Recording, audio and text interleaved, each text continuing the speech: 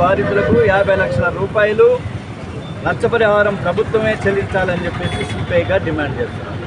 రెండవది, ఈ ప్రభుత్వానికి నిజాయితీ ఉంటే, మైనింగ్ శాఖకు నిజాయితీ ఉంటే మామూలు మత్తులో నుంచి బయటపడి క్వారీల హద్దులు ప్రకటించమని చెప్పేసి డిమాండ్ చేస్తున్నారు.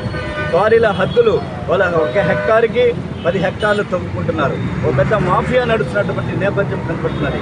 కాబట్టి ఈ ప్రమాదానికి ముగ్గురు చనిపోవడానికి కారణమైనటువంటి పవన్ గ్రానైట్స్ అండ్ మెటల్స్ వర్చువల్ వెంటనే సీజ్ చేయమని చెప్పి వారిని డిమాండ్ చేస్తున్నాము.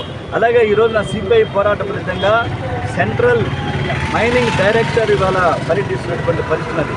కాబట్టి మైనింగ్ డైరెక్టర్ గారు న్యాయం చేయాలని చెప్పి చనిపోయినటువంటి కార్మికుల కుటుంబాలకి కాంపెన్సేషన్ వెంటనే ఇవ్వాలని చెప్పి labour department and compensation act ఇచ్చినటువంటి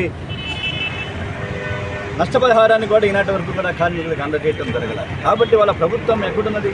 ప్రభుత్వం ఎంపీలు ఏం చేస్తున్నారు, ఎమ్మెల్యేలు ఏం చేస్తున్నారు, నిద్రపోతున్నారని చెప్పి అడుగుతున్నా. ఈ ప్రాంతంలో ప్రమాదాలు జరుగుతుంటే, ఈ ప్రాంతంలో అక్రమ తవ్వకాలు సాగుతుంటే ఏం చేస్తున్నారు అధికార యంత్రాంగం, ప్రజాప్రతినిధులు అని చెప్పి అడుగుతున్నారు. కాబట్టి ఈ సందర్భంగా మేము డిమాండ్ చేసేటువంటిది 50 లక్షల రూపాయల కాంపెన్సేషన్ ప్రకటించమని చెప్పి డిమాండ్ చేస్తున్నాం. ప్రభుత్వం నైతిక బాధ్యత వహించి ఎటువంటి భర్తా చర్యలేనటువంటి పరిస్థితుల్లో కార్మికులు వాళ్ళ కట్టు బానిసలాగా పనిచేస్తున్నటువంటి పరిస్థితున్నది. అలాగే పారిశ్రామిక కాలుష్యం, BTPS కాలుష్యం వెరసి వాళ్ళ ప్రజల ఆరోగ్య ద్వారా బూడిదతో కాపురం చేస్తున్నారు ఇవాళ ఇబ్రహీంపట్నం, కొండపల్లి ప్రాంతాల ప్రజలు. కాబట్టి ఆ బూడిద ఈ రోజున బతుకుల్లో చిచ్చు పెట్టేటువంటి పరిస్థితి కనపడుతున్నది. అందువల్ల విజయవాడ నగరంలో కొండపల్లి, ఇబ్రహీంపట్నం ప్రాంతంలో 4000 పరిశ్రమలు ఉంటే ఒక 2000 కొండపల్లి, ఇబ్రహీంపట్నం ప్రాంతంలోనే ఉన్నాయి. కాబట్టి వాళ్ళ పారిశ్రామిక కాలుష్యం, BTPS నుంచి వెళ్ళేటువంటి కాలుష్యం, అలాగే కెనాల్ నుంచి వచ్చేటువంటి కాలుష్యం, కిలా నుంచి వచ్చేటువంటి వాటర్, సిద్ధార్థ నాయక్ అనేటువంటి 2.5 సంవత్సరాల బాలుడు చనిపోయాడు.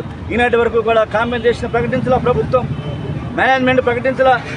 కొంతమంది స్థానిక నాయకత్వం అక్కడ యాజమాన్య తొత్తులుగా వ్యవహరిస్తున్నటువంటి పరిస్థితులు కూడా ఈ సందర్భంగా మీడియా దృష్టికి తీసుకొస్తున్నాం. ఖచ్చితంగా సిపిఐగా ఈ ప్రాంతంలో ప్రజల పరిరక్షణకి, ప్రజల ప్రాణ పరిరక్షణకి, కాలుష్య నివారణకు యుద్ధ ప్రాతిపదికపైన భవిష్యత్తులో ఐక్య కార్యాచరణ అఖిలపక్షాన్ని ఏర్పాటు చేస్తామని చెప్పేసి సందర్భంగా ప్రభుత్వాన్ని హెచ్చరిస్తూ తక్షణమే గుర్తుల బాధితులకు 50 లక్షల రూపాయల ఎక్స్గ్రేషియా ప్రకటించాలని చెప్పి సిపిఐగా డిమాండ్ చేస్తారు.